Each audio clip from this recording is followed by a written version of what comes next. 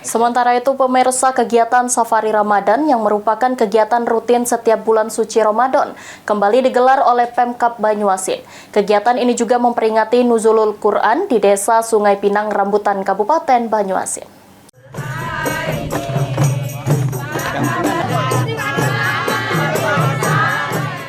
Pemerintah Kabupaten Banyuasin kembali menggelar kegiatan Safari Ramadan di Desa Sungai Pinang, Kecamatan Rambutan, Kabupaten Banyuasin.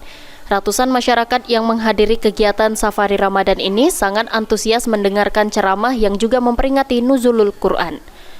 Askolani selaku Bupati Banyuasin mengajak masyarakat Rambutan untuk memaksimalkan ibadah di minggu terakhir Ramadan 1446 Hijriah dan senantiasa meramaikan masjid, manfaatkan waktu untuk membaca Al-Quran sesuai dengan program Banyuasin Religius.